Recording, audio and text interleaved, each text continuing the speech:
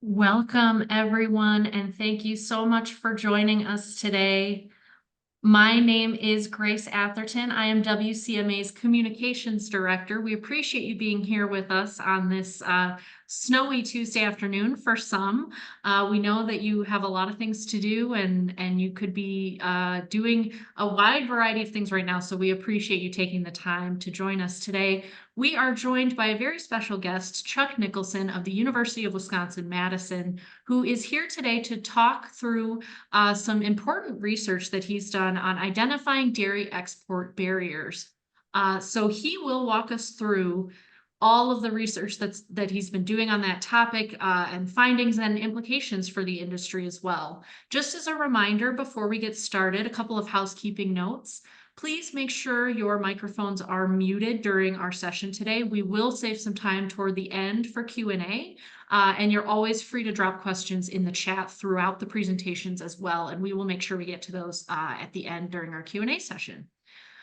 As well, we will have some details shared as I go through our agenda here from Danica Nilsestuen, Grants and Business Programs Director at WCMA, about the export resources that you can expect from WCMA. We've got a host of different things available to help you, whether you're launching or expanding your export endeavors, whether you're brand new to it or you're experienced, you're a veteran, and you just need a little extra help.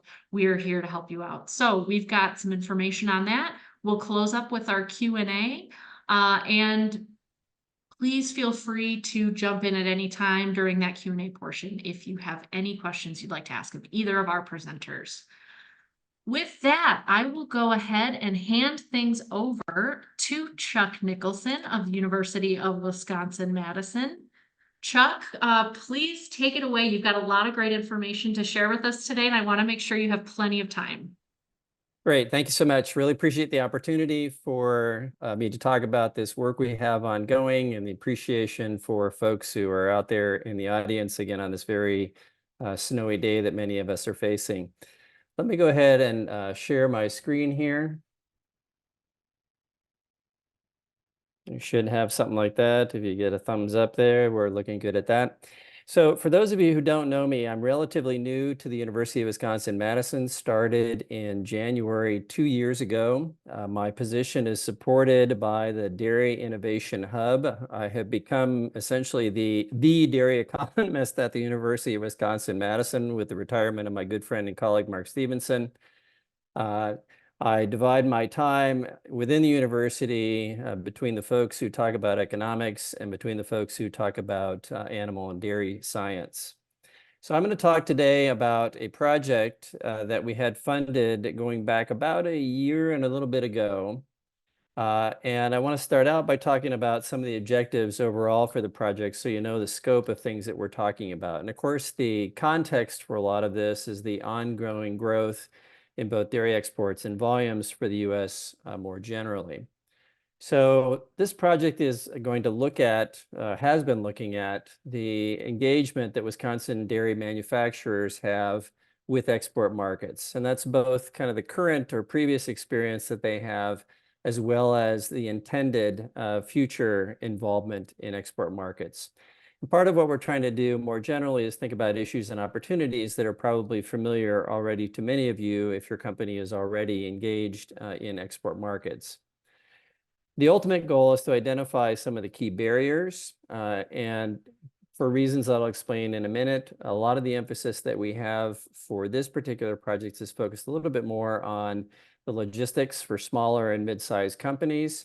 But we are looking at a wide range of potential issues that need to be addressed in order to enhance Wisconsin's dairy exports. And again, the ultimate goal is to identify opportunities for reducing those barriers.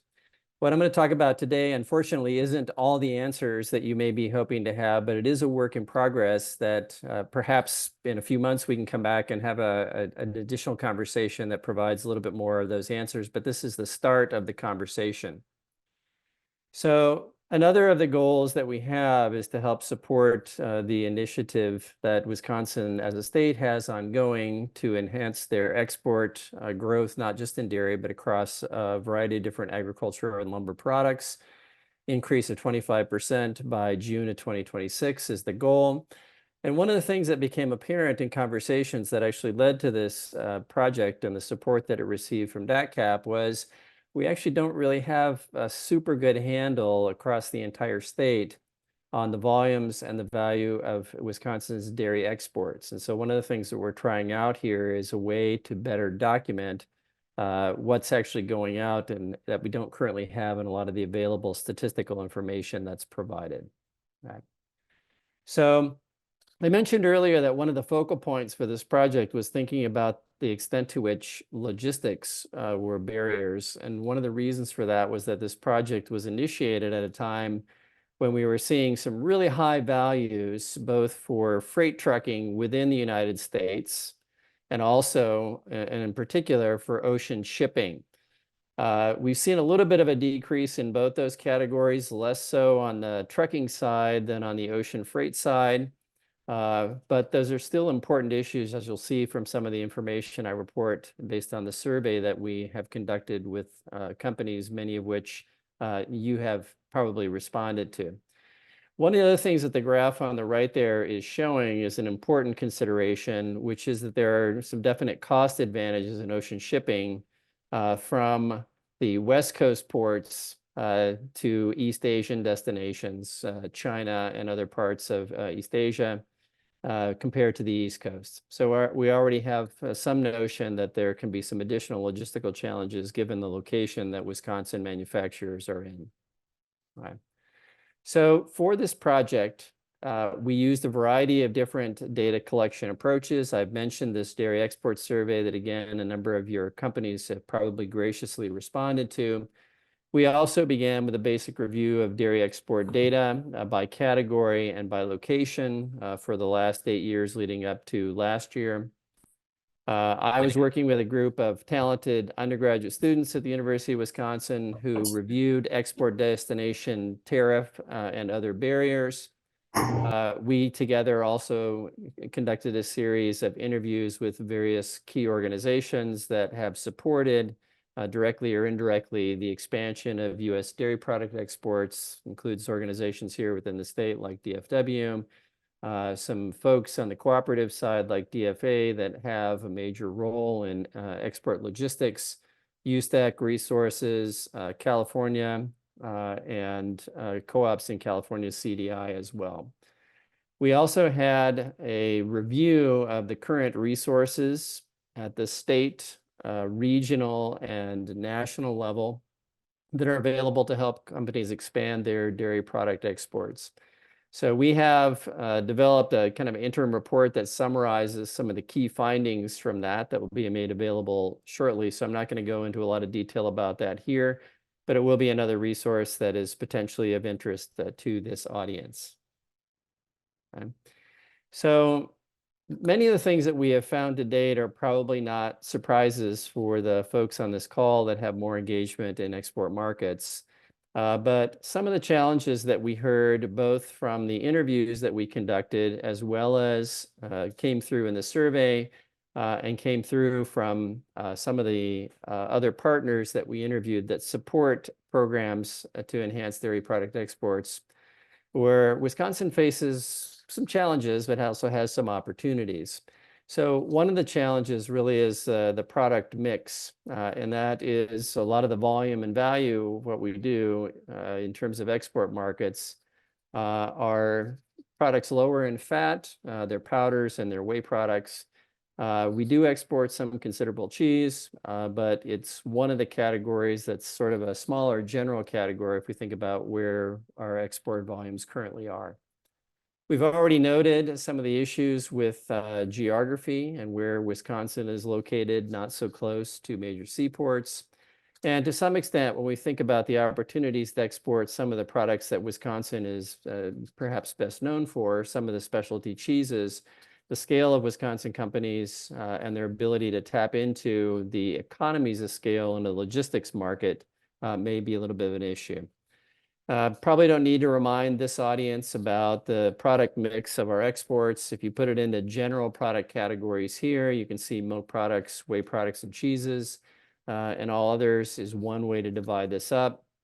Again, those powders and whey products, the more easily transportable products, tend to be the bulk of the value of our exports, at least in a year like 2022. And also, you're probably not unfamiliar with the kind of the issues of the geography that we have here. But when we look at where the value of exports is leaving the United States, that is looking at Bureau of Labor Statistics data divided by port districts, we actually see that there's some key places, and they're not surprising places, where dairy products are exiting the United States as recorded by those data. It's the West Coast ports, it's the transit zones into Mexico, the San Diego, El Paso, and the Laredo, Texas points. And I've noted also that we do send some dairy product volumes out through ports like Detroit and New York, New Jersey, but relative to the values that are going out in that flow to the Southwest, the amounts of product that are going out through those locations is considerably smaller. And that in part reflects those issues that I've talked about here, the product mix, the geography, and to some extent, the characteristics of the exporting companies. So that's kind of the general start on thinking about where Wisconsin and the upper Midwest is positioned.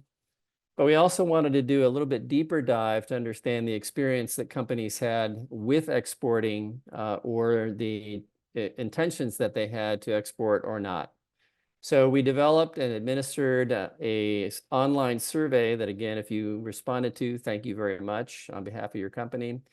That would evaluate the current participation in export markets, and we wanted to understand the proportion of volumes exported, a little bit of detail by product categories. Also think about the planned or desired changes in participation. And if you had plans for expansion, what were you trying to accomplish by doing that? What was the business goal that was associated with that expansion? And then some of the challenges that companies expected to the achievement of those export goals. You can see an example of a kind of question that talks about those challenges off on the right-hand side of the screen there. So those were some of the major objectives of this survey, particularly focused on companies already in export markets. So, well, what do we find? Well, we had about 200 companies that we contacted directly by phone or by email to solicit responses. We did not get all 200 of those companies to respond. We only had about 35 responses, which is a bit lower than we were hoping for. And that's even with the kind of usual follow-ups that we do in terms of surveys. But we did actually have a fairly broad mix of both proprietary companies who responded and cooperatives. We had companies that ranged in size from less than $1 million in annual sales to more than $100 million in annual sales, focused only on their dairy product categories. We had a wide variety of products that the companies reported manufacturing. Unsurprisingly, given the focus of the survey, cheese was the most common, and we divided that up into a number of different varieties. What we found was that the respondents were people or companies that were more typically involved in export markets. So it was about a 70-30 split in our respondents. 70% were, 30% were not. Obviously, that doesn't reflect the proportion of companies within the state that are actually exporting. We know we have underrepresented the companies that are not exporting. And I know that in part because in a number of the phone calls that I had encouraging companies to respond, they said, you know, we don't want to respond to your survey, we don't export, and we're not interested in export markets. And we also had a few of the companies that did respond say, the only thing they wrote back was basically, we don't export and we're not interested. So we know that actually the companies that we have are a little bit more heavy in terms of representation in already being involved in export markets, but that's actually probably a helpful thing in some ways in this case. So one of the things that we found for the companies that are already exporting, again, not surprising for Wisconsin, it's mostly cheese products that are being exported that they reported. They did report having markets in a variety of different destinations. Asia, Middle East, and Mexico were the most common of those destinations. In general, they reported that export volumes were a relatively small proportion of their total business. And by small proportion, we can kind of all think of what we mean by that. But there were a number of companies who said this is less than 1%, 2% of our total sales. Right? One of the other questions that we asked about that may be of interest to this particular audience is whether or not there was any price premium that they gained compared to domestic sales by exporting to export markets. And in general, the response was no, there was no price premium that was gained by doing that. And so this provides sort of a basic outline of what the companies that were involved in export markets were saying their engagement was. We also asked what their intentions were with a time horizon looking at about 5 years. So we're thinking at the time that we started the survey through about 2027. Generally, the companies that are already engaged who responded to our survey are pretty positive about moving forward with additional expansions. The most common response was, yes, we intend to keep doing this, and we want to do more than 10% increase by the time we get done with 5 years. The second most common response was basically, no, we're in pretty good shape right now. We want to maintain our current volumes. And then we had a couple of companies in between that said not quite 10%, but we still want to grow. Right? So there's encouraging results from this that companies are having success and they want to do more of it than they are currently doing. Okay? We also asked about some of the challenges that these companies expected to face in meeting those export goals for 5 years into the future, whether it was we're going to stay about where we are or whether we're going to try and grow. And this chart, it's a kind of a busy and kind of colorful chart, but it's actually talking about the top 3 challenges that companies face, or at least I've tried to highlight those there.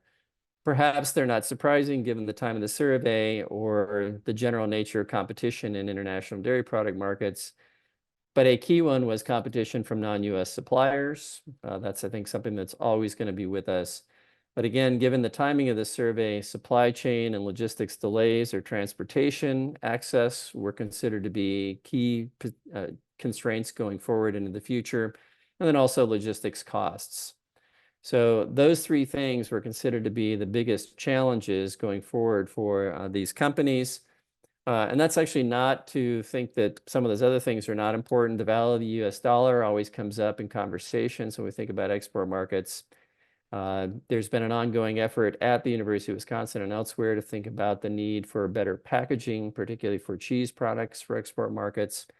And import requirements for other countries are always a challenge to navigate, somewhat changing and difficult to decipher, particularly for the kind of varieties of cheese that we might be trying to export into those markets. So all those things can be important, but the top 3 really focused on logistics concerns and competition in global markets. Okay. So if we then go to thinking about the companies that were not exporting in 2022. We asked them, okay, so you didn't actually export in 2022. One of the questions that we did ask that I'm not reporting on here was, have you ever exported in the past? And about 1/4 of the companies that said they didn't do anything in 2022 actually had prior experience, but were not doing it during that particular calendar year. But the majority of respondents who said, I'm not exporting as of 2022 said, I am not interested. I have a couple different reasons that people have offered for that. One tends to be we're a relatively small company and it seems like a pretty complex marketplace. Another was we are actually fine meeting our domestic sales growth goals from domestic markets, and we don't need export markets to help us achieve those goals at the moment. There were, however, a number in roughly equal proportions of respondents that said, okay, we might be interested, but not really a priority for us right now. Might be interested, but need more information about how this might work for our particular organization. And there were a couple that basically were a little bit more positive than that, saying, we're definitely interested, but we need more information going forward. Not entirely clear exactly what that information is. We'll have follow-up conversations with some of these companies to find that out. Or we're already actively planning to enter or re-enter export markets. And so even though the vast majority of companies not currently exporting said we're not planning on making that a part of our business model in the future, there is also some sign of hope for companies that they are either re-entering or thinking about re-entering export markets. So the other thing that I wanted to share with you related to companies who were not exporting in 2022 was that their view of the challenges of meeting any future export goals was a little bit different than the companies that were already actively engaged. And maybe that's not really surprising. The three top things for those companies that are thinking about re-entering or entering export markets, cost of export logistics was definitely there, again, given the time frame. That's not surprising. But there was a much greater need for those companies for knowledge about how to make the export process work for them. What are the processes? What are the requirements? And in particular, what are the import requirements in other countries? And I point this out in part because I think there's a definite role for the organizations that support increased dairy product exports that have provided exactly that kind of information and expertise. And I'll talk more about that here in a second. Okay. So one of the things that is a takeaway at this point about what has worked and what is needed going forward. And one of the things that we asked about, in addition to the things that I've shared with you, is have you tapped into any of the available resources that can help facilitate your understanding and your success in export markets?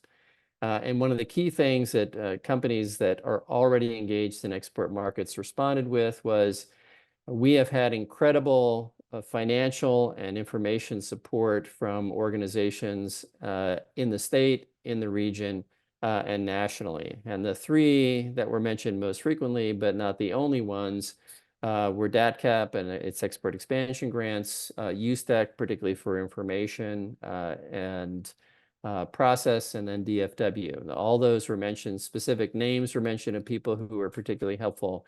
So there's a very positive response to the existing programs and efforts that are available. So some of the things we also asked about was what things would facilitate export expansion in the future. And one of the things that was commonly mentioned that we'll be doing some further exploration of is better building the Wisconsin brand. There's been some references made to the branding of products that Ireland has done, for example, as one possible strategy. Related to that is really raising awareness that not all U.S. cheese is commodity cheddar. There's a lot more interesting things going on in the United States than most folks outside of the U.S. are probably aware of.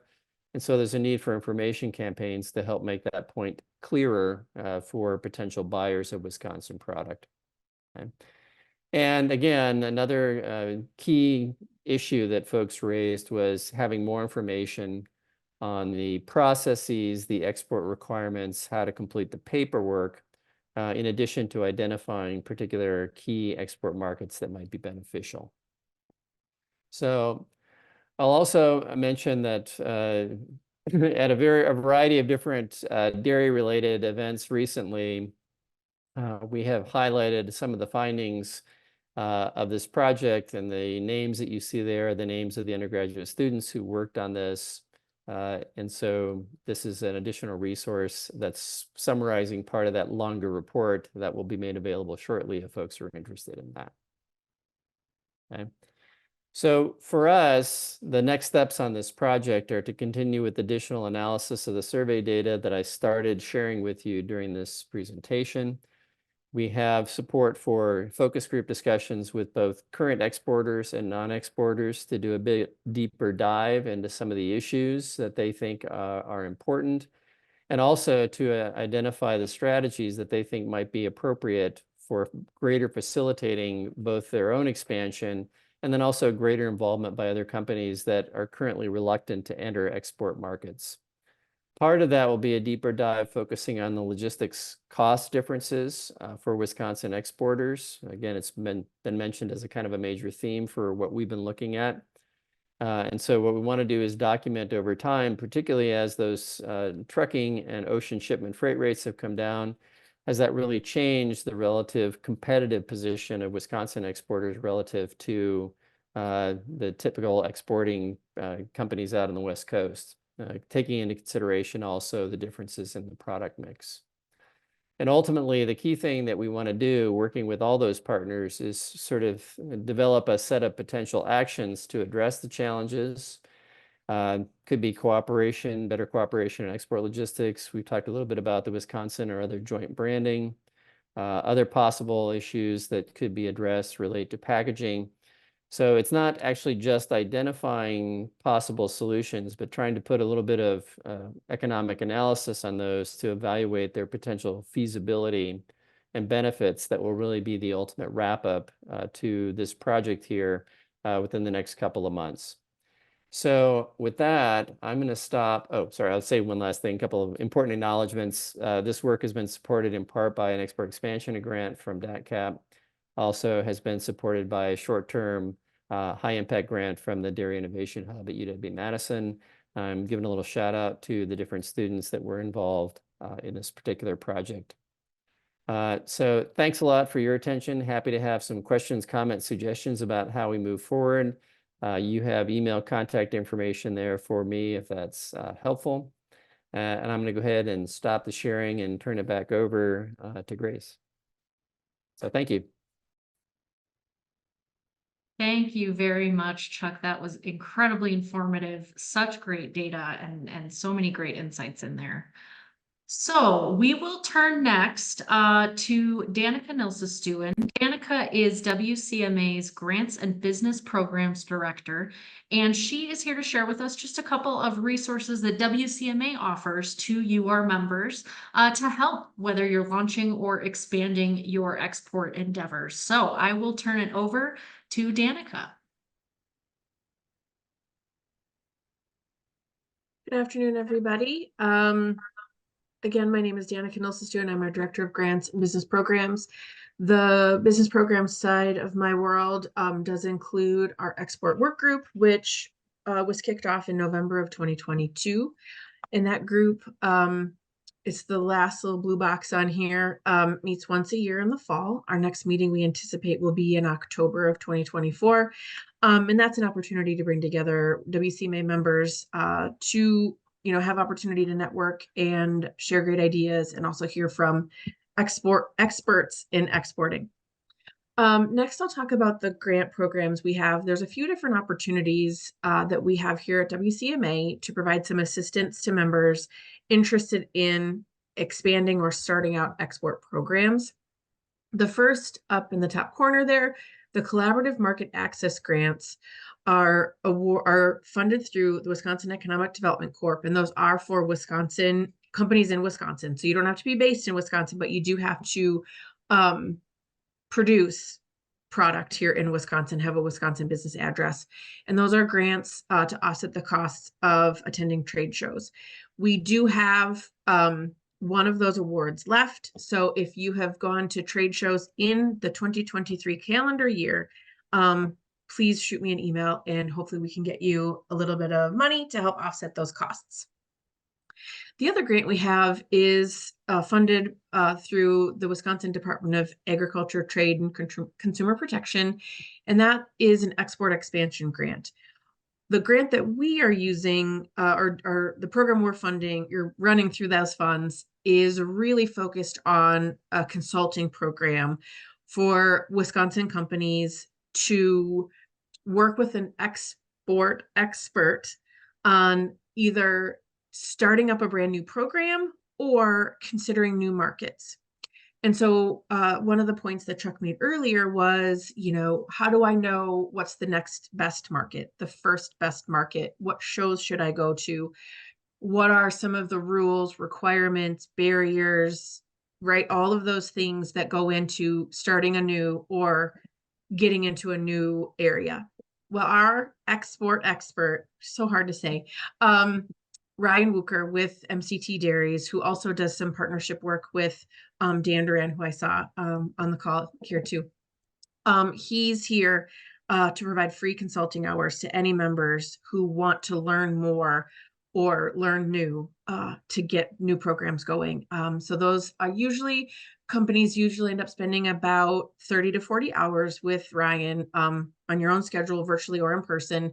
And if you're not really ready to start, that's another thing he can do, is work with companies who know they want to do maybe in 3 years. So what should you start doing now to get your company ready to start the export process, in 3 years? Is it thinking about new product lines? Ryan can help figure out markets that have a desire to import product, and he can kind of give some insights into that. What are new equipments? What are new ways that you might need to package or label? Start thinking about those things now.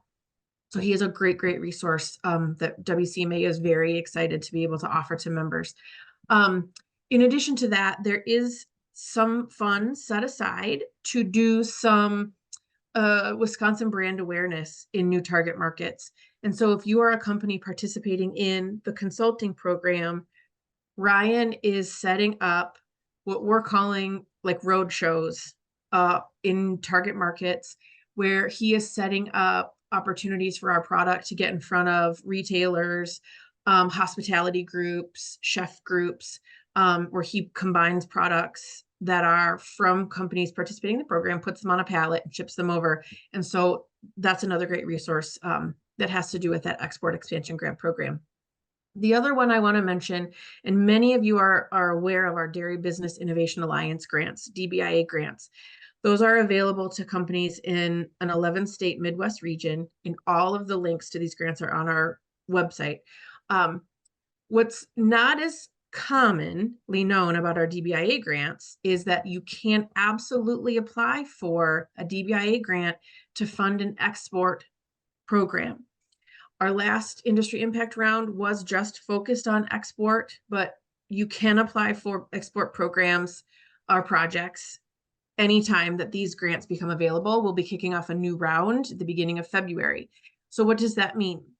Do you want to target a new market? Let's say you want to get into the German market, and so you want to go to the Anuga show in fall of 2025, and you need to offset some of those costs. You want to pay for shipping.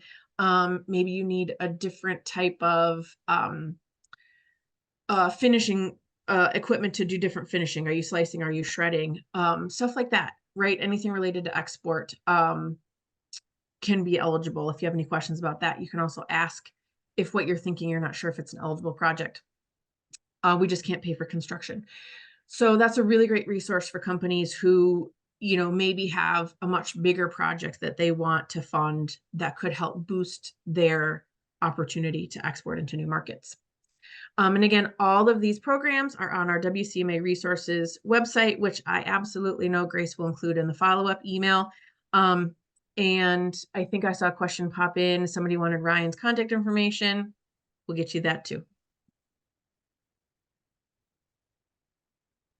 All right, wonderful. Thank you very much, Danica, for that wonderful overview. We have obviously quite a few different services and resources that are available at WCMA, ways we can help connect you with the assistance and support that you may need, whether that's getting started in 3 years down the road or expanding your export efforts right now.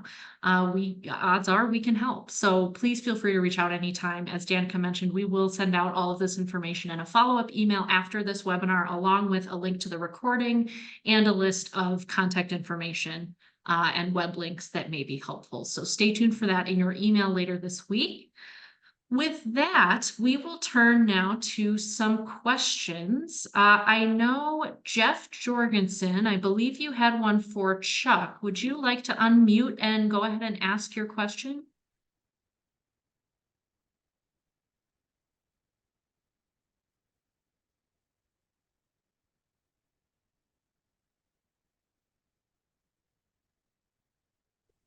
Can you hear me? There you are. Now I can. Yes.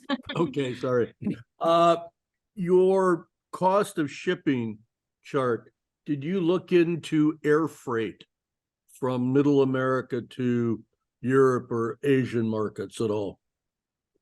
So the process of looking at the logistics cost information is ongoing. I don't have a chart that shows that I can show you right at the moment, but we Okay. will also consider what those air freight costs look like.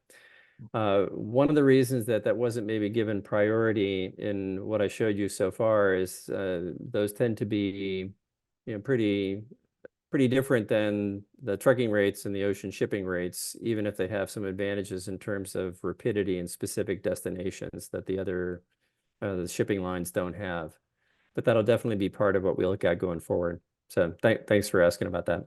Okay, thank you. Thank you, Jeff. I think we also have one from Rebecca Sweeney. Many of you know her from WCMA. She had a question, I believe also for Chuck. Rebecca?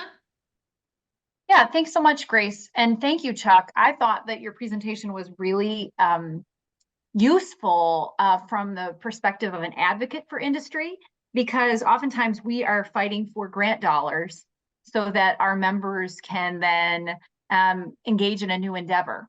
So yeah. I consider your study something that we can be really mindful of as we position new programs that are supported by either state or federal grant dollars. The one thing that I found that I wanted to ask about was I thought that there were a lot of usual suspects listed in that beautiful chart of the reasons why folks might not be exporting to the level that they'd like to today. But there was a fairly significant population within that chart that was just other. And I wondered if either via the survey and if you had sort of a narrative comments section on that question, or in your outreach to respondents, if you had any insights about those other issues that might be holding folks back. Yeah, sure. That's a really great question. The other responses tended to be fairly varied. So some of it was very specific to a company. We don't think our product is, going to be something that we can grow as rapidly as we might want to. Some had to do more with those kinds of comments about the awareness of Wisconsin products within the marketplace. And some of them actually repeated or emphasized some of the things that were the other categories that we actually had as responses that people could choose.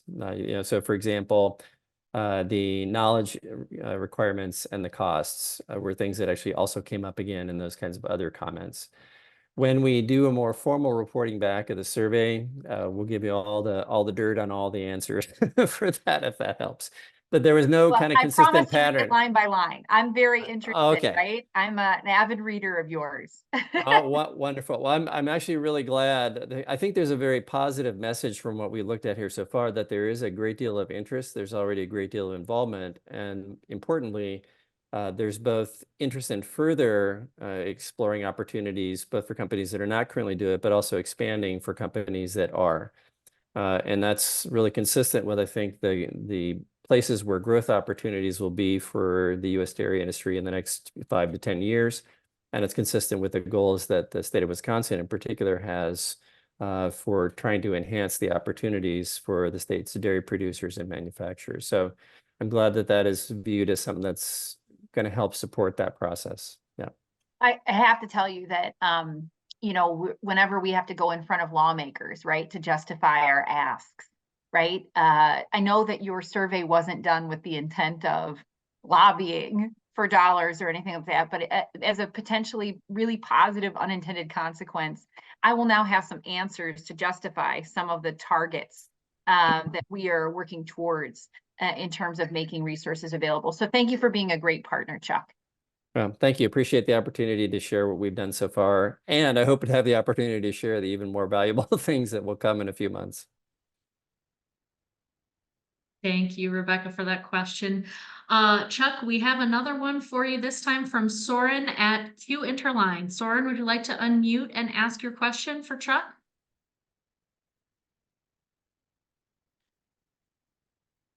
Can you hear me? Yes. Thank you. That was a nice presentation, Chuck. A little, regards from Denmark. It's evening over here. I'm actually joining this presentation kind of a curiosity, because I'm actually trying to start up export to the US. but I've been working 20 years in exports. So my thought about your presentation were, for example, when I went into the dairy business in the US, I mapped out the US and I found that California, Wisconsin, Idaho, that was the biggest areas when we talk about dairy. So I put my focus on Wisconsin because I also have a few customers there. What is the thoughts about kind of choosing areas for export for the American market? Because when I hear Southeast Asia, Saudi Arabia, you just picked the most difficult countries to export to, who actually will not kind of, what we say, justify the quality of cheese that you actually make in this country. I would rather go for Germany, Denmark, Ireland, the same country who's actually trying to get into the US with export. And I think they kind of solve the logistic problem because there's butter coming over from Ireland every day. So they kind of find a way. But it was more the thought about how did the market choose where to go? Yeah, actually, really great thoughts and really great question. I appreciate you joining all the way from what's probably like 7 times away from where we are right now. It's almost 9 over here. Yep. Okay, so 6 and change then. So you raise a really important point, and from the information that we have in the surveys, there are some Wisconsin companies that are doing fairly traditional exports of cheese products, and those are more the ones that are going to markets like Mexico and to a certain extent to the Asian markets. But I think the future for Wisconsin is really trying to think about how to raise the standard of the awareness for the high quality specialty cheese products that Wisconsin has gotten really good and really proficient at producing. And that requires a focus on a different kind of market that is not in general going to appreciate the qualities that those cheese products have to offer. So the current information in our survey is mostly reporting what we might think of as the usual suspects for where we might send product from the United States, especially for kind of maybe less branded or more commodity type products. But I think the future is going to need to focus a little bit more on evaluating in some detail those higher end markets where we might actually make an impact with the specialty products that Wisconsin has. The data we have don't allow us to say a lot about that right now, but that will be one of the focal points for the conversations that we have going forward. Is I should have mentioned maybe a little bit more in the introduction that the focus of this project was really to think more about how sort of smaller and medium-sized companies can develop successful business strategies for exports, given that they often face additional challenges in terms of the awareness of their product, potentially in logistics costs, and just getting the volumes that are necessary to have a successful business model out there. So particularly for those companies, those folks are generally more invested in specialty cheese type products here in Wisconsin. And so finding the opportunities in the markets that are going to work for them is part of the focus of thinking about what those strategies are that will help us overcome some of those barriers. So absolutely a really good point about the need to focus on the appropriate markets going forward and what the future opportunities are relative to the values that those consumers will have in those other countries. So thanks a lot for asking that question.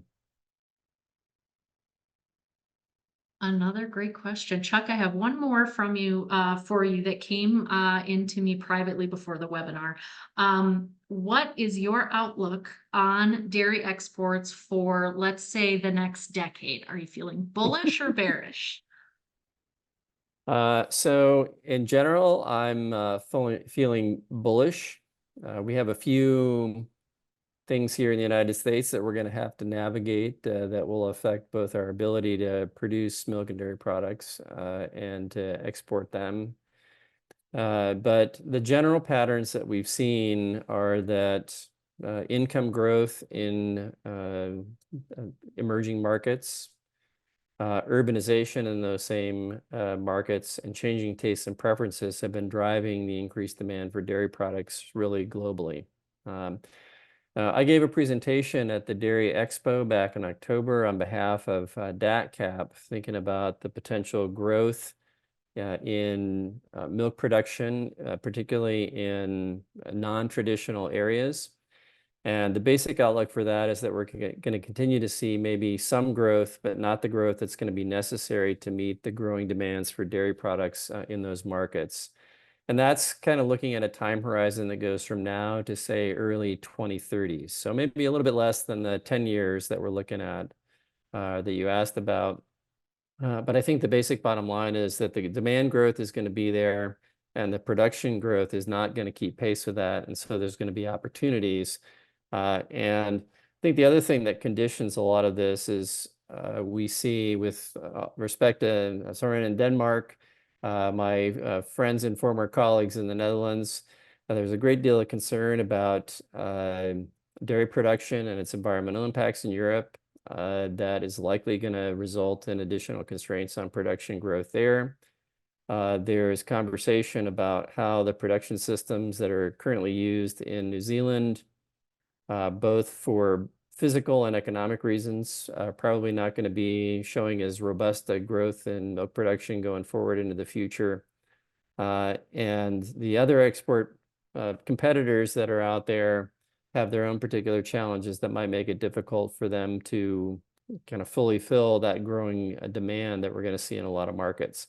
And I guess I should be a little careful to say this is not like across all dairy products is going to be equally great and that sort of thing. There's going to be some nuances for sure. And the specialty cheese market might be a little bit harder sell than perhaps talking about milk powders. But I do see generally favorable outlook for dairy exports going forward, which is one of the reasons why it's encouraging to see the interest on the part of the Wisconsin companies to expand their export presence. All right. And I know I said that was the last one for you, but then two more came in the chat right as you were talking. Okay. Okay. First one, do you know of any packaging hurdles that we face in exporting? So I guess I don't know. I'm not really a packaging guy exactly myself, but I have had conversations with the folks at the Center for Dairy Research who have been doing some interesting things to try and understand the packaging requirements and how they might be better addressed. In addition to actually thinking about how we might sort of reverse engineer product categories that are not traditional here in the United States or even here in Wisconsin, and combine that with improved packaging to actually make export market sales. So clearly they were noted as a potential constraint to meeting export growth goals by the companies that were a part of our survey. And I know that it's of enough importance that folks at CDR have been looking at different kinds of packaging in order to help enhance the performance of those products when they get to an export market. That's about as detailed as I can get, but yes, it's important. Yeah. Great to know. Any follow-up on that from our question asker? Did that Grace, answer your question? one thing I might just throw in there, not as an expert, but as somebody who has listened in on a lot of these conversations and learned a lot from Ryan, is and Chuck, I don't know, maybe I'm totally off base, but it's interesting talking to Ryan about, okay, well, this specific buyer in this specific market wants the product not finished. We want it in, you know, the big 640s or whatever it is, and they finish it to their specification. Same market, different retailer, buyer. They want it shredded. They want it sliced. And I think that's maybe the packaging hurdle that is sort of the one that I hear the most is it's different every day, single day, depending upon every single buyer. So that's just one thing I have noticed. And when we went through our export grants, several of them were for equipment to do specific finishing for specific new target markets. Okay, now I'll stop. Yeah. Yeah. Good to know. Good to know. Thanks. Good point, Danica. Thank you. Soren, did you have a comment on this or a different topic? I have a kind of a different one. I just my brain rumbled a little bit here. you can say, yeah, first of all, if you want to get the most out of your product, you have to call me, and that will analyze the best quality you can get. I had to make a little bit of commercial here. But in the end of the day, I actually came from the meat business. No, first of all, I will say the European market, they actually have, when I look in the supermarket and look at the cheese count, there's so many, I have to say, so much crappy cheese there. And when you're used to, like me, in the last 2 years traveling around in Wisconsin, you know what good cheese is. So I think definitely there's a market, and the people out over there is also willing to pay. And then I suddenly remembered something. When we talked about the logistics, and you talked about a smaller company who wants to expand a little bit, and that's difficult logistic-wise. I have the feeling that the people in Wisconsin are quite cooperative, you can say, kind of helping each other, and even though they are competition. In the meat business, some of the smaller meat producers, I had some in Middle and South America who wanted to export overseas, and they kind of actually joined forces in a community where they kind of said, this time I have 3 full containers and a little bit of space left. Do somebody want to buy in on that? So they kind of help each other to fill up the containers. So they always send it full containers. So they're kind of just a thought. I know it works in the meat business. That could be yeah. Yeah, those are good insights, Soren. Thank you so much for sharing those. I'm so sorry to interrupt, but we do have to get to some questions for Danica as well. Danica, could you just real quickly reiterate, one of the questions we got was, we are brand new to exporting, have no idea where to start. Could you just reiterate the information you shared a little bit about the resources WCMA has to offer for members who are at the very beginning of this export journey, maybe have not even begun to look into it yet, and just need help getting started somewhere? Yes, email me and I will connect you with Ryan. So if you want to get access to that grant, I know somebody asked for his contact information in the chat. There is a 1-page application you fill out with company name, contact, where you're currently exporting to, where you want to export to, blah, blah, blah. It's very simple. But yeah, if you want to get in touch with Ryan, that is, I think, such a great resource to start with. And then obviously the team for Wisconsin companies over at DACAP is a great resource too. But I highly recommend just starting that conversation with Ryan, and then he can let you know, like, are you ready to even take that next step in reaching out to other partners? Like getting in touch with DFW, for example, because they're a great resource on US DEC if you want to go to your first show, but don't want to maybe pay the $17 million it costs to do a booth on your own. Understandable. And I've shared Danica and Ryan's information in the chat, but once again, we will send out all of that contact information and some resources after we close the webinar today, along with a recording and some web links that may be helpful as well. Grace, can I ask Chuck a question? What's that? Can I ask Chuck a question? Am I allowed to do that? Sure. Chuck, you ready for one more? I'm unmuted, so I can do whatever I want. Chuck, I just real quick, and I know we have just like 2 minutes left. So just wondering if there's anything that stuck out in your mind through your learnings about certain markets that I know our companies would love to get into, but are definitely having a new focus on certain sustainability measures, whether it's fully recyclable packaging by X date or certain carbon emission reporting, right? Is there anything like that stuck out to you when you were going through this process?